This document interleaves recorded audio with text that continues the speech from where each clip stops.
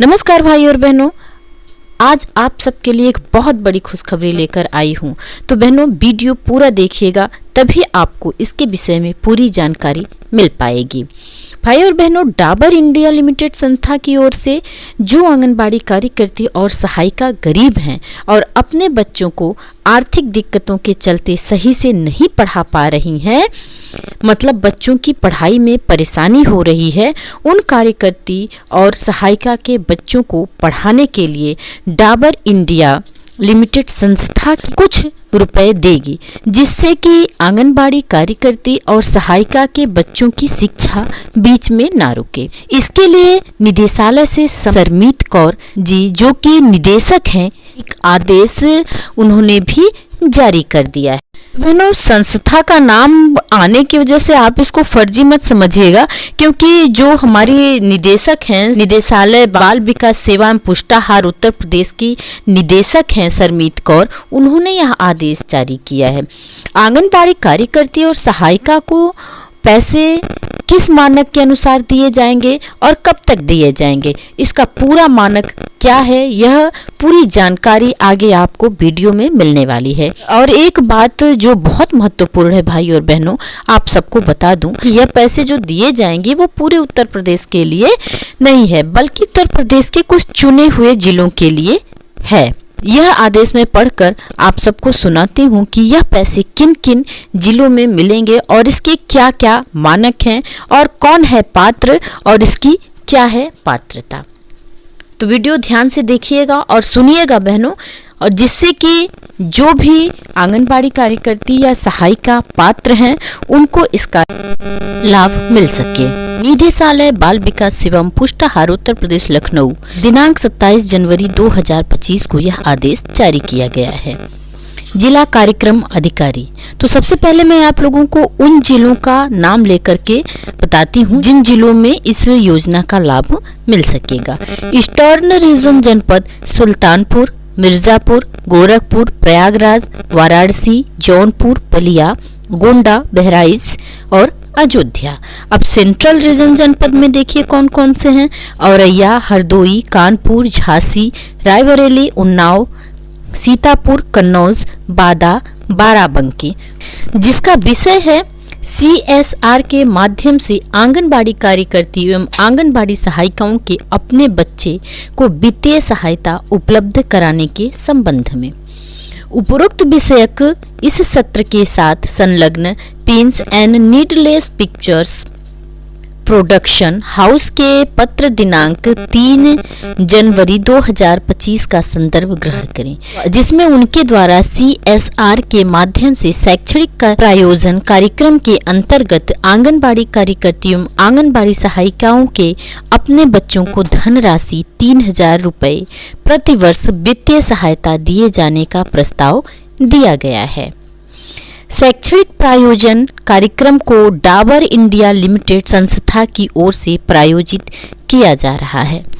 इस प्रायोजन का उद्देश्य आंगनबाड़ी कार्यकर्तियों आंगनबाड़ी सहायिकाओं के अपने बच्चे को जो कक्षा 9 से 12 के विद्यार्थी हैं तथा उन राज्यों को अपनी शिक्षा जारी रखने में वित्तीय चुनौतियों का सामना करना पड़ रहा है। इसमें विद्यार्थियों की पात्रता का मापदंड निर्धारित किया गया है जो निम्नवत है। भाई और बहनों, इसमें दिया गया है कि आंगनबाड़ी कार्यकर्ती और आंगनबाड़ी सहायिका के अपने बच्चे को शैक्षणिक प्रयोजन के लिए सालाना मतलब साल भर में 3000 रुपये प्रति वित्तीय सहायता दिए जाने का प्रस्ताव दिया गया है। आंगनबाड़ी कार्यकर्ती और सहायिका के जो बच्चे कक्षा 9 से 12 के विद्यार्थी हैं, उन्हीं बच्चों को यह पैसे दिए जाएंगे। तो हमारी बहुत सी आंगनबाड़ी कार्यकर्ती और बहुत सी आंगनबाड़ी सहायिका बहनों के बच्चे अभी छोटे हैं और उनका एजुकेशन चल रहा है, तो कक्षा 9 से 12 तक के विद्यार्थियों को बच्चों को यह सुविधा मिलेगी तो अच्छा ही है बहनों। और अब इसके विषय में देख लेते हैं कि इसके विद्यार्थियों की जो ये जिन विद्यार्थियों को देगा ये संस्था पैसा, उसकी पात्रता का मापदंड क्या रखा गया है। विधवा आंगनबाड़ी कार्यकर्तियों एवं सहायिकाओं के बच्चों के लिए 50% आरक्षण रखा जाएगा। इसमें छात्राओं के लिए 25% आरक्षण। तीसरा, आर्थिक कठिनाई का सामना कर रहे छात्रों के लिए यदि जो आंगनबाड़ी कार्यकर्ती सहायिका अपेक्षाकृत अधिक कठिनाई का सामना कर रही हैं के संबंध में प्रारूप में टिप्पणी के कॉलम संख्या 11 में करें।